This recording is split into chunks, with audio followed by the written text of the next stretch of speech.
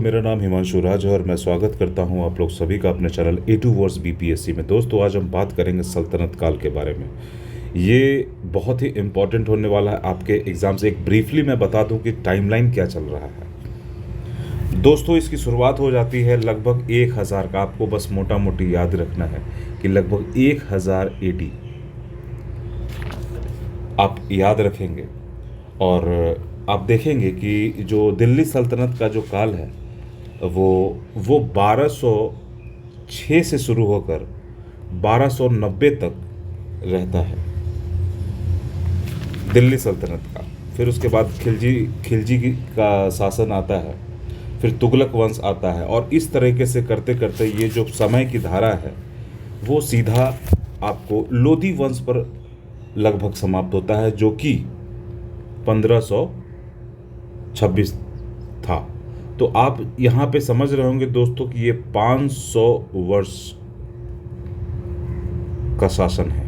500 वर्षों तक दिल्ली सल्तनत ने यहाँ पे शासन किया है, सल्तनत काल माना जाता है। इसके बाद मुगल आ जाता है, जो कि हम लोग अगले वीडियो में देखेंगे। ये दोनों बहुत इंपॉर्टेंट होने वाला है दोस्तों। यहाँ से एक प्रश्न हर एक साल वो रहते हैं, एक प्रश्न रहते ही रहते हैं। हम लोग वो भी प्रश्न लास्ट में देखेंगे। बिहार से जुड़े हुए कुछ करेंट अपडेट्स के बारे में इस वीडियो में हम लोग जानेंगे, और एक शानदार क्वेश्चन के थ्रू हम लोग गो थ्रू होंगे, और उससे रिलेटेड फैक्ट्स को हम लोग देखेंगे, ताकि इस तैयारी में आपके जो सब्जेक्ट रिलेटेड, जो टॉपिक रिलेटेड जो भी डाउट है वो आपको क्लियर हो जाए। दोस्तों, अगर वीडियो पसंद आ रहा हो तो आप इसे लाइक, शेयर, सब्सक्राइब करना बिल्कुल ना भूलें। तो चलिए दोस्तों, शुरू करते हैं हम लोग सल्तनत काल। डायरेक्ट हम लोग क्वेश्चन से एक छोटा सा एक चीज़, एक सोर्स आप लोग ज़रा सा देख लें कि जो सोर्स यूज़ हुआ था इसमें अमीर खुसरो का जो सोर्स है वो इम्पोर्टेंट है दोस्तों। और भी कुछ सोर्स है, वो आगे हम लोग इस वीडियो में हम लोग देखेंगे। लेकिन फ़िलहाल अमीर खुसरो का जो सोर्स है वो बहुत इम्पोर्टेंट। सबसे पहला है दोस्तों तुगलकनामा। फिर उसके बाद आप याद रखेंगे मिफ्ताह उल फुतूह।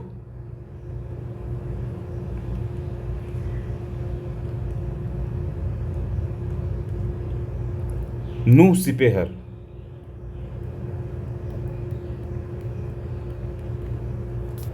किरान उस सादेन।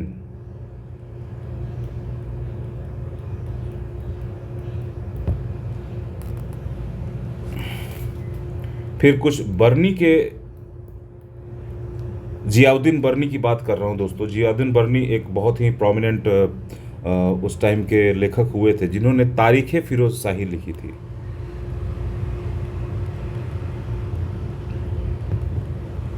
तारीख़ फिरोज शाही, फतवा ए जहांदारी,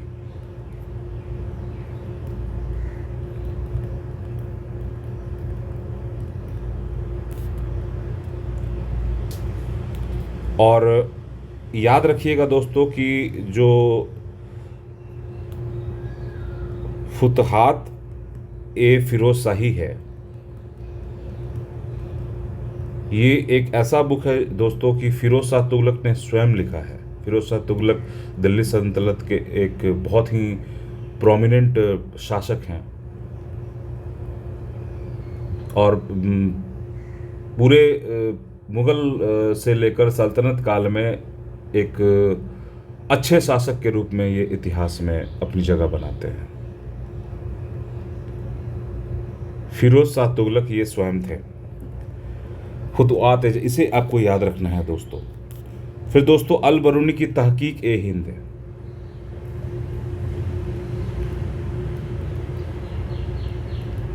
ये कुछ सोर्स है दोस्तों जिससे हमें मध्यकालीन भारतीय इतिहास के बारे में पता चलता है। यहाँ पे मैं उनके नहीं शामिल कर रहा हूँ, उनके बुक्स नहीं शामिल कर रहा हूँ जो दक्षिण भारत इतिहास के बारे में, वो हम लोग जब दक्षिण भारत का इतिहास देखेंगे तब करेंगे। तो चलिए दोस्तों, हम लोग शुरू करते हैं आज का ये। दोस्तों, एकता प्रणाली के बारे में ये है। दोस्तों, बीपीएससी ने यहाँ से क्वेश्चन पूछा भी हुआ है और ये आपको जानना चाहिए। एकता प्रणाली के संबंध में कथन एक है, यह एक प्रकार की कराधान व्यवस्था थी। इक्तेदार को नियमित रूप से स्थानांतरित किया जाता था। इक्तेदार भूमि का मालिक नहीं होता था। इक्तेदार को सैन्य व्यवस्था बनाए रखनी होती थी। तो दोस्तों, इसका आंसर सभी कथन सही हैं। सल्तनत काल के बारे में वजीर दीवान ए विजारत का प्रमुख होता था। वजीर दीवान ए अर्ज न्याय विभाग था। दीवान ए इंसा पत्राचार देखता था। मीर ए बख्शी सैन्य नियुक्तियां करता था। तो दोस्तों, इसका भी आंसर सभी सही है। दीवान ए विजारत वजीर जो था वो उसका प्रमुख। दीवान ए अर्ज न्याय विभाग होता था दोस्तों। और दीवान ए इंसा पत्राचार देखता था, ये इंपॉर्टेंट है दोस्तों। दीवान ए इंसा और मीर ए बख्शी सैन्य नियुक्तियां करता था। दोस्तों, यहाँ पे कुछ इंपॉर्टेंट हम लोग विभाग को देखते हैं। दीवान ए विजारत तो हमने देख लिया, दीवान ए आरिज भी देख लिया। दीवान ए आरिज को याद रखना है आपको।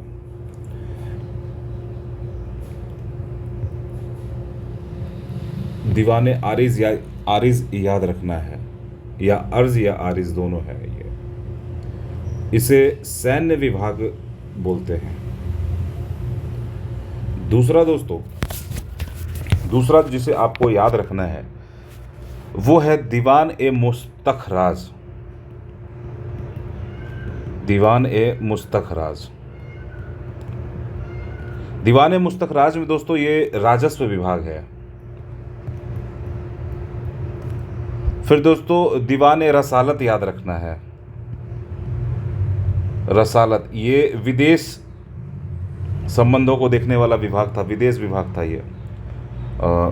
उसी तरह से दीवान ए खैरात जो है वो दान विभाग है। और कृषि विभाग इसमें आपको दीवान ए अमीर को ही।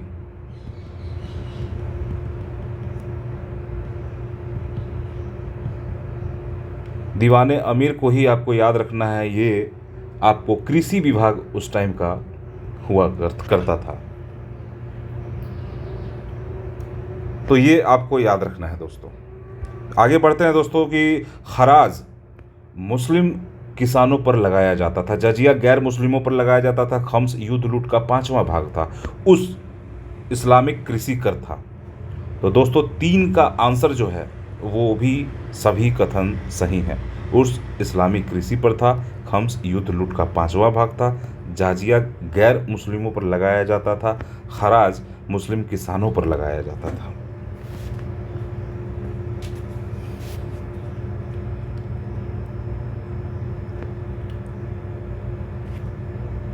दोस्तों, यहाँ पे जो एक है जो आपको ज़कात के बारे में जानना पड़ेगा।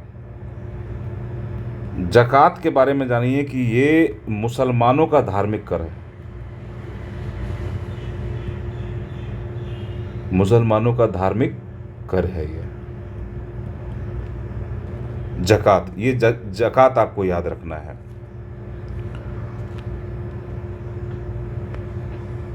सल्तनत काल की न्यायिक व्यवस्था। काजी उल कुजात उच्चतम न्यायाधीश था। ये सही है दोस्तों। शरीयत के अनुसार निर्णय लिया जाता था। शरीयत कानून ही चलता था उस टाइम पे। और जो सुल्तान न्यायिक अपील का सर्वोच्च इकाई था। चूँकि जो उनकी शासन व्यवस्था थी वो बहुत ही ज़्यादा केंद्रीकृत थी। केंद्रीकृत कहने का आशय ये है कि पूरा जो शक्ति है वो किसी एक व्यक्ति में जब आ जाता है तो उसे केंद्रीकृत या सेंट्रलाइज पावर सिस्टम बोलते हैं। गैर मुस्लिमों पर शरीयत लागू नहीं होता था। तो दोस्तों, इसमें भी सभी कथन सही हैं। निम्न पद सल्तनत काल में थे।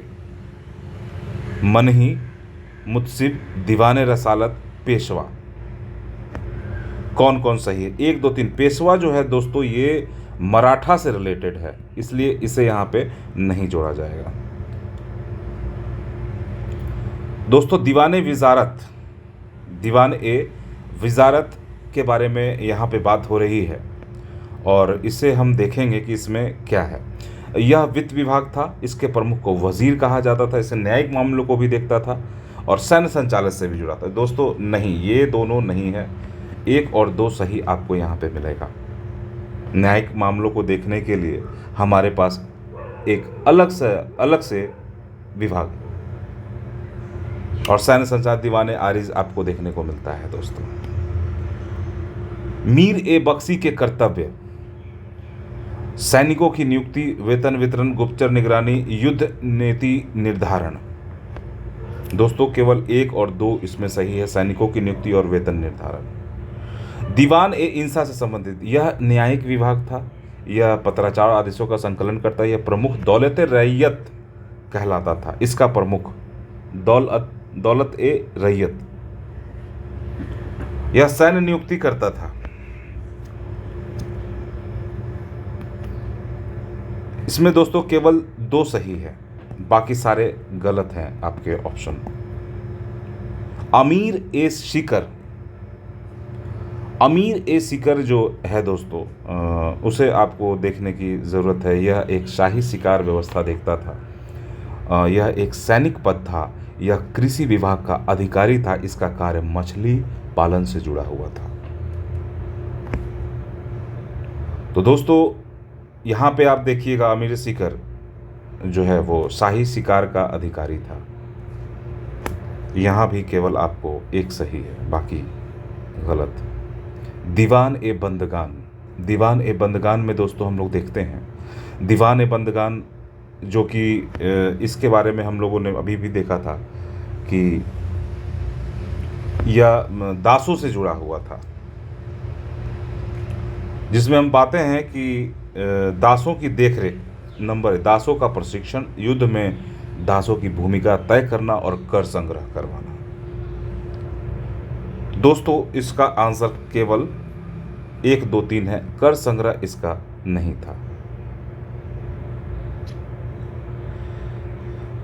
मुत्सिब का कार्य नैतिक आचरण की निगरानी करना था। मुत्सिब का जो कार्य था वो नैतिक आचरण की निगरानी करना था। मीर बहर समुद्री व्यापार का प्रभारी होता था। दीवाने रिसालत शाही संपर्क व दूतावासों को देखता था। काजी शरीयत आधारित न्याय करते थे। तो दोस्तों यहाँ पे सभी कथन सही हैं। आपको ये ध्यान, मुत्सिब जो है इसका कार्य नैतिक आचरण देखना था। नैतिक आचरण ये इंपॉर्टेंट है दोस्तों। मुत्सिब प्रमुख अधिकारी। मीर बहर समुद्री व्यापार का अधिकारी था।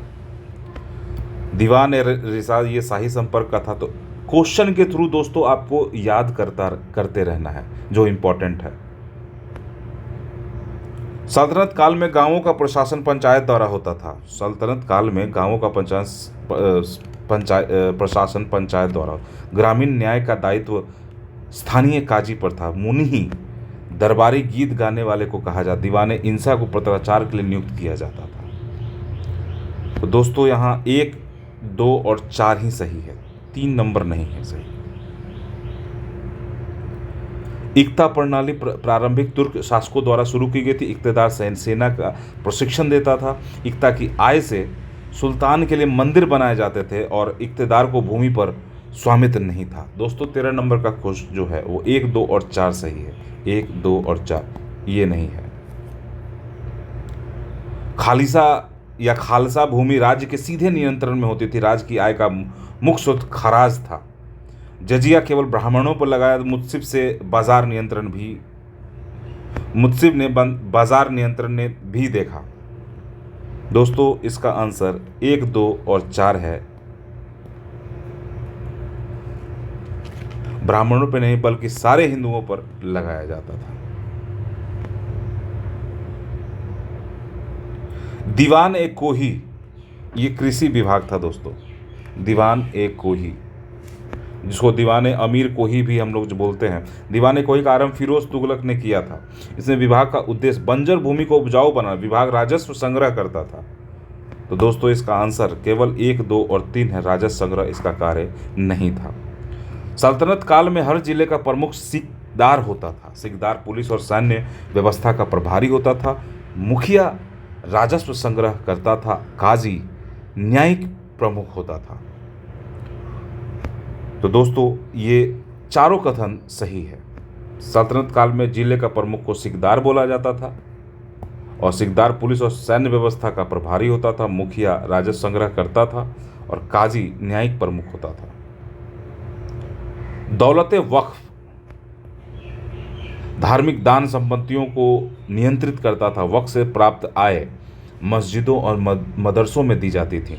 मीर अर्ज अपराधों की जांच करता था। दीवान एक कुल समस्त विभागों का नियंत्रण करता था। तो दोस्तों इसका आंसर डी है, जो उसमें सभी कथन सही हैं। दौलत वक्त धार्मिक संपत्तियों का था। वक्त से प्राप्त आय मस्जिदों को मदरसों में जाती थी। मीर अर्ज अपराधों की जांच करता था। दीवान कुल समस्त विभागों का नियंत्रण। मीर ए सम्मान शाही वस्तुओं और गोदामों का प्रभारी हो। दीवान ए काजी न्याय व्यवस्था का सर्वोच्च पद था। मुत्सिब बाजार निरीक्षण। दीवान इंसा कर वसूली करता था।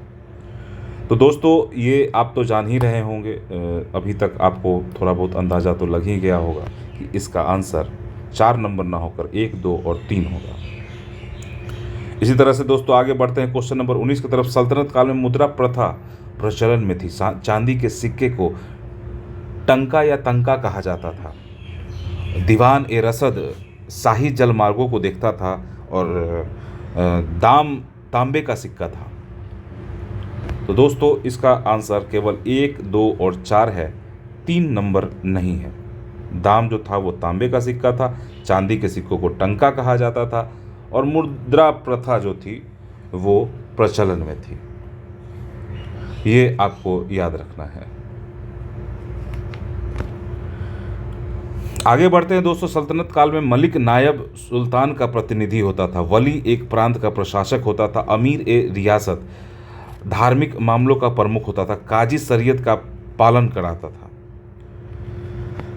तो दोस्तों 20 नंबर का क्वेश्चन का आंसर ये है। अमीर ए रियासत धार्मिक मामलों का प्रमुख नहीं होता था। वली एक प्रांत का प्रशासक होता था और मलिक नायब सुल्तान का प्रतिनिधि होता था। अमीर ए शाह नगर सुरक्षा और कानून व्यवस्था का अधिकारी। दीवान ए रसद सैन्य रसद व्यवस्था देखता था। मुझसे बाजार नियंत्रण अधिकारी। दीवान ए बंदगान वंश परंपरा तय करता था। दोस्तों इसका आंसर ए है। दीवान ए बंदगान वंश व्यवस्था नहीं, दासों से संबंधित था। क्वेश्चन नंबर 22 को देखते हैं दोस्तों। सल्तनत काल में कई प्रकार के कर एकत्र किए जाते हैं, जिनमें खराज प्रमुख था। इक्तदार कर संग्रह के बाद पूरे पैसे सुल्तान को देता था। इक्तदारों को केवल असैनिक अधिकार प्राप्त थे। खालिसा भूमि पर राज का प्रत्यक्ष नियंत्रण होता था। दोस्तों इसका आंसर जो है केवल 1 और 4 सही है, 2 और 3 नहीं है। पूरे पैसे नहीं देता था, जो उसका बनता था वो रख लेता था। इक्तदारों को सैनिक और असैनिक दोनों थे। वजीर को दीवान रिसालत का प्रमुख माना जाता था दोस्तों, और दीवान अर्श युद्ध और सैन्य मामलों का विभाग था। मीर सदा शाही संगीतज्ञ होता था। दीवान हिंसा शाही आदेशों व संवाद का विभाग था। तो दोस्तों इसका आंसर सी होगा। केवल 3 और 4 सही है। मीर सदा शाही संगीतज्ञ होता था। दीवान इंशा शाही आदेशों और संवाद का विभाग होता था। दीवान कोही स्थापना अलाउद्दीन खिलजी ने की थी। इस विभाग का उद्देश्य कृषि सुधार करना था। इसने बंजर भूमि को उपजाऊ बनाने का प्रयास किया। यह विभाग सैन्य प्रशिक्षण के लिए जाना जाता था। तो दोस्तों यहाँ पे हम लोग सी देखेंगे, केवल 1, 2, 3 ही सही है। दीवान विजारत। दीवान विजारत का कार्य वित्तीय मामलों को देखना था। वित्तीय मामलों को देखना था। दीवान रसद सैन्य आपूर्ति देखता था। इंसा विदेशी दूतावासों को देखता था और रिसालत प्रशासनिक पत्राचार और शिकायतें सुनता था। तो दोस्तों 25 नंबर का जो ये है वो सी है, 1, 2 और 4।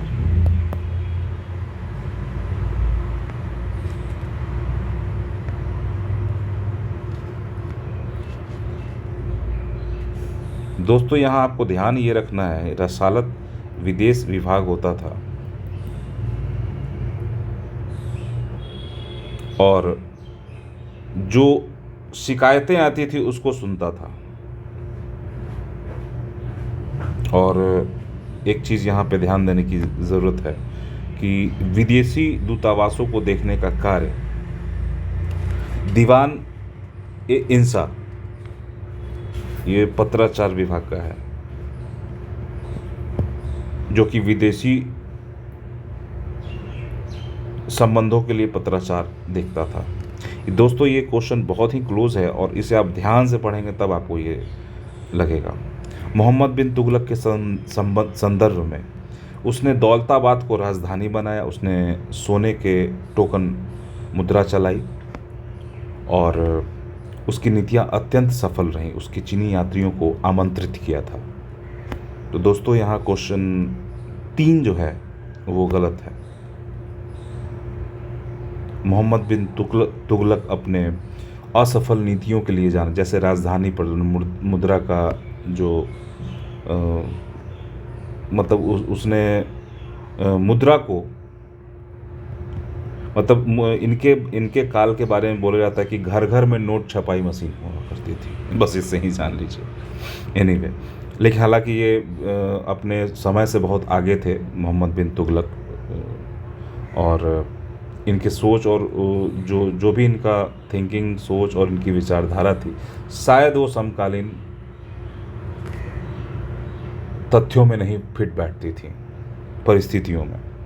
इस कारण ये इतिहास में बहुत ही ये हैं। और इनके मरने पे कहा गया था कि सुल्तान को प्रजा से और प्रजा को सुल्तान से मुक्ति मिल गई। फिरोज तुगलक के बारे में क्या सही है? उसने जजिया कर समाप्त कर दिया था, कई नहरों का निर्माण कराया था, गुलामों की संख्या बढ़ाई थी और संस्कृत को दरबारी भाषा बनाया था। तो दोस्तों यहाँ आप देखेंगे कि केवल 1 और 4 गलत है, ये और ये गलत है। नहरों का निर्माण करवाया, वो नहर निर्माण के लिए ड्रेनेज सिस्टम बनवाना और कृषि सिंचाई के लिए करवाना, ये सब मोहम्मद बिन तुगलक की असफलताएं। टोकन मुद्रा, हाँ टोकन मुद्रा दोस्तों योजना सफल रही। राजधानी ये रही। अधिक कर नीति ने किसानों को परेशान किया। दूरदर्शिता की कमी थी।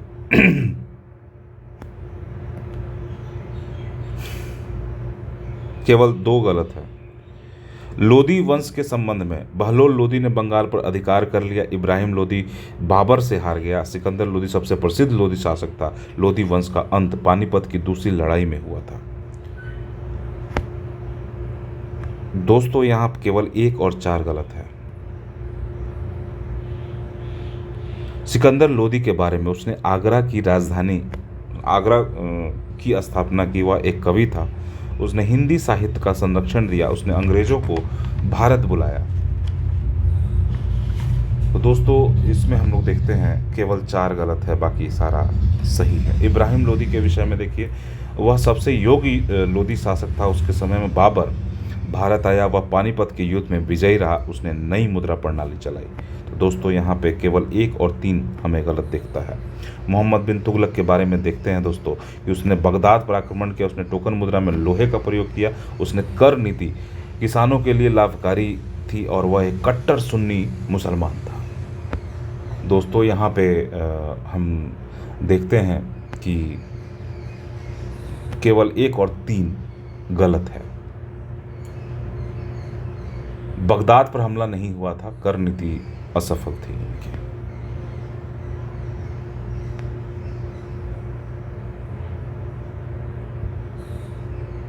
फिरोज तुगलक की नीतियों से संबंधित है। उसने संस्कृत स्कूल खोले। उसने जजिया से में ब्राह्मणों को छूट दी। वह गुलामों के प्रशिक्षण पर विशेष ध्यान देता था। उसने दौलताबाद को फिर से राजधानी बनाया। दोस्तों यहाँ पे हमें केवल 1 और 4 गलत मिलेगा। इब्राहिम लोदी के बारे में, वह अकबर का समकालीन था। बाबर ने उससे 2 युद्ध लड़े थे। उसने शासन में पंजाब अलग राज्य बना था। उसकी हार के बाद लोदी वंश का अंत हुआ।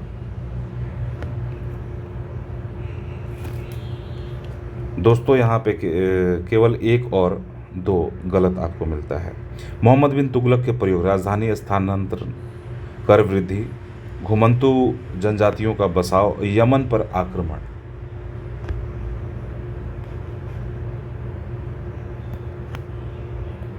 एक, तीन और चार असफल रहे थे। लोदी वंश की विशेषताएं। पहला अफगान वंश, इसके शासक दिल्ली के बाहर से थे। एक सिकंदर लोदी ने बाबर से संधि की और बहलोल लोदी ने मुगलों को आमंत्रित किया था। दोस्तों इसका आंसर केवल 3 और 4 है। मोहम्मद बिन तुगलक ने टोकन मुद्रा में कांस के सिक्कों का प्रयोग किया था। उस समय सिक्कों का स्वतंत्र रूप से ढालना संभव था। टोकन मुद्रा योजना सफल रही और पूरे भारत में फैली। उसने सोने के सिक्के बंद कर दिए। केवल 3 और 4 गलत है। 3 और 4।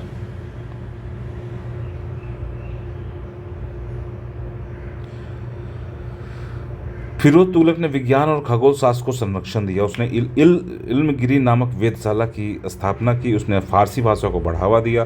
संस्कृत के ग्रंथों का फारसी में अनुवाद कराया। दोस्तों वेधशाला का कोई ऐतिहासिक साक्ष्य नहीं है, इसमें ये होगा। फिरोज शाह तुगलक ने 1200 दासों को शिक्षित किया। उसने 150 नहरों का निर्माण करा। उसने मजदूरों को ज़कात कर से छूट दी। उसने दिल्ली में फिरोज शाह कोटला बनवाया। दोस्तों इसका हम लोग बी देखते हैं, 3 गलत है।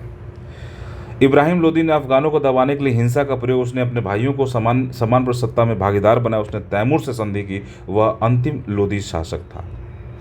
दोस्तों यहाँ पे ए हमें सही दिखता है। मोहम्मद बिन तुगलक ने हिंदुओं पर जजिया लगाया। उसने चीन पर आक्रमण किया। उसने तिब्बत के साथ व्यापार को बढ़ावा दिया। उसके शासन आर्थिक दृष्टि से अत्यंत सफल था। 2 और 4 यहाँ पे गलत है दोस्तों। मोहम्मद बिन तुगलक आर्थिक दृष्टि से। बहलोल लोदी ने सहसा सूरी को हराया। सिकंदर लोदी ने दरबारी भाषा के रूप में हिंदी अपनाई। इब्राहिम लोदी ने बाबर से पानीपत में युद्ध किया और लोदी वंश का अंत प्रथम पानीपत युद्ध में हुआ। 1 और 2 दोस्तों यहाँ पे गलत है।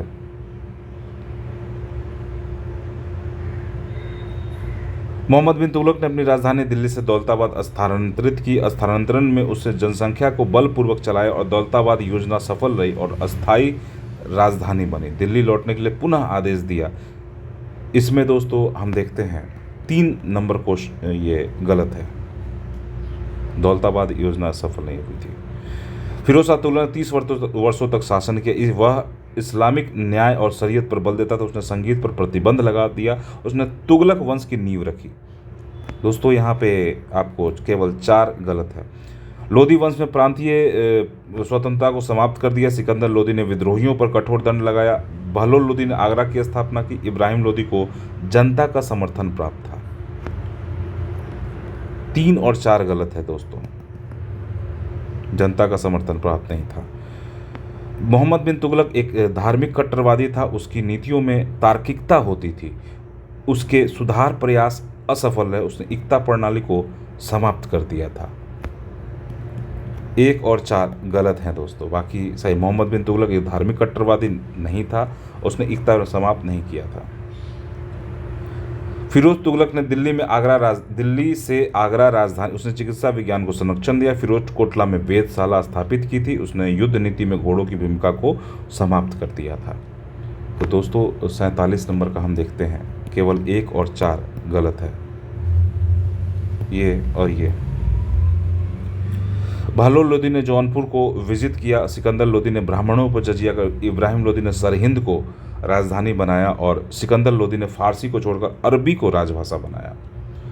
तो दोस्तों यहाँ पे ही हमें केवल 2 और 4 गलत दिखते हैं। फिरोज तुगलक ने श्रमिकों के लिए अस्पताल बनाए। उसने गुलामों को शिक्षा पर विशेष ध्यान दिया। उसने मंदिरों को नवीनीकरण करवाया। उसने कुरान की व्याख्या पर रोक लगाई। तो दोस्तों यहाँ पे 3 और 4 गलत हैं। मोहम्मद बिन तुगलक का शासनकाल भौगोलिक विस्तार का चरम था। उसने कश्मीर और असम पर अधिकार कर लिया और वह विद्वान और वैज्ञानिकों का संरक्षण था। उसके समय में विदेशी यात्री इब्न बतूता भारत आया था।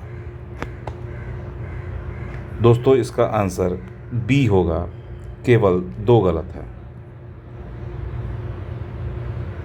दोस्तों यहाँ पे हम देखते हैं कि मोहम्मद बिन बख्तियार खिलजी। अब हम दोस्तों बिहार के बारे में यहाँ पे ज़रा फैक्ट देख लेते हैं कि सबसे पहले बख्तियार खिलजी के बारे में जो प्रश्न जो बनते हैं उसको हम लोग देखने की कोशिश करेंगे यहाँ पे कि मोहम्मद बख्तियार खिलजी तुर्क मुल्क का एक सेनापति था और उसने गुलाम वंश के शासक कुतुबुद्दीन ऐबक के अधीन, आपको याद रखना है कि वो ऐबक के अधीन आया था।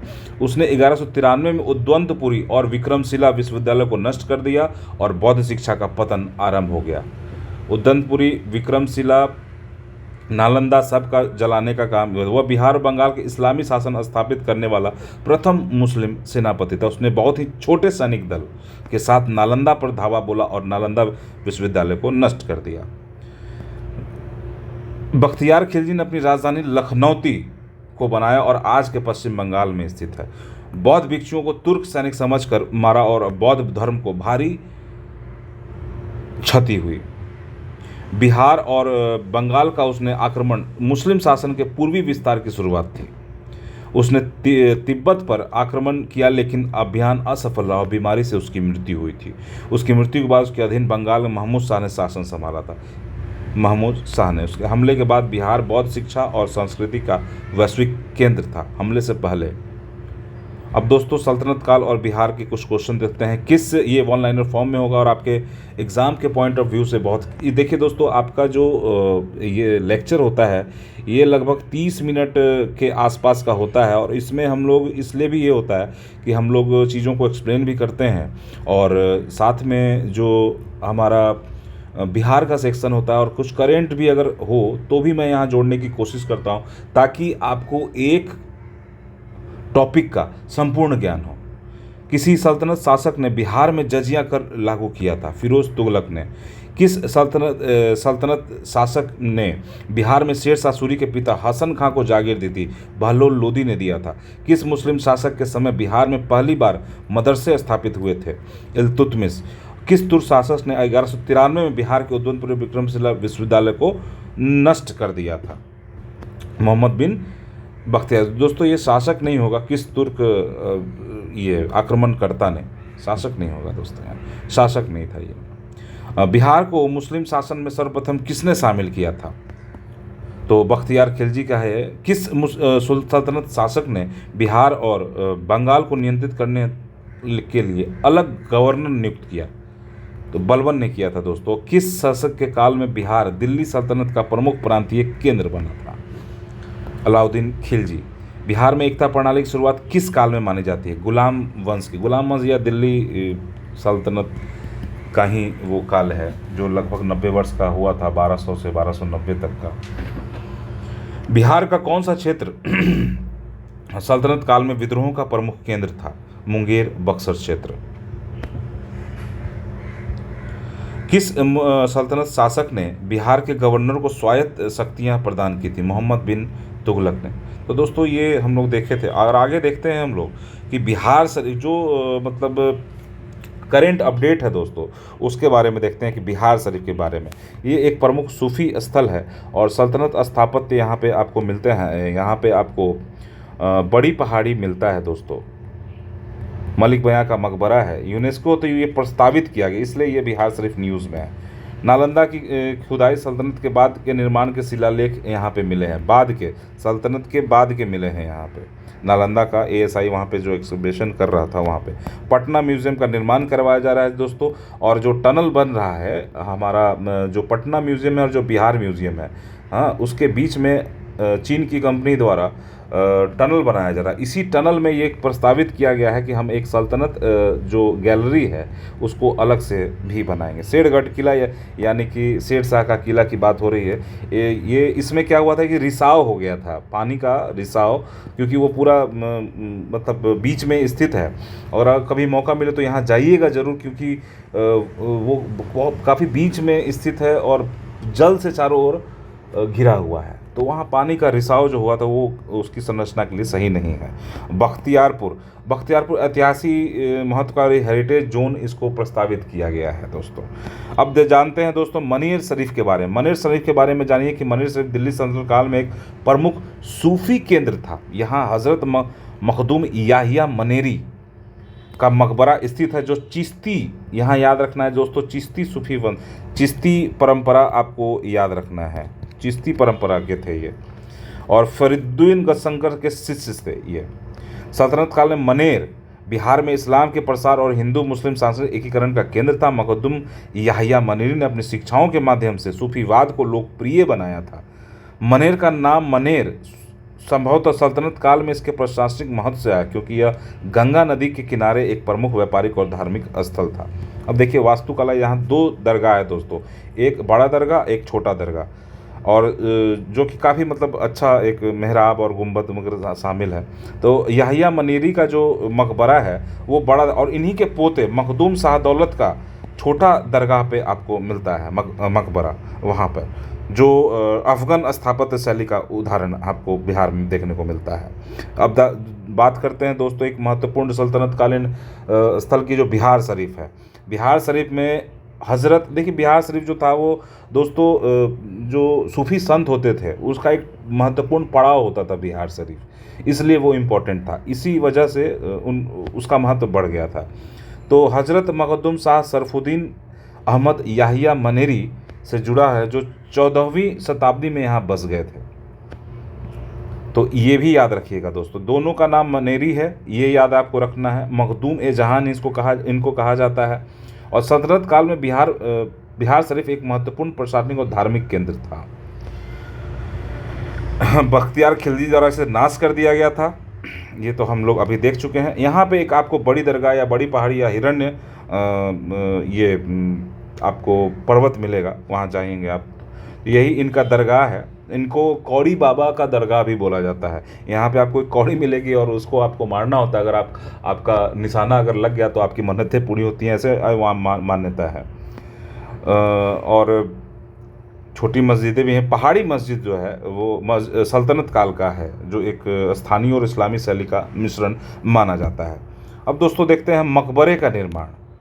हज़रत सैयद मलिक इब्राहिम बयां का मकबरा है, जो आपका जो बड़ी पहाड़ी बिहार शरीफ में स्थित है। इनका नाम आपको याद रखना है, मलिक बयां का, ये पूछा हुआ क्वेश्चन है दोस्तों।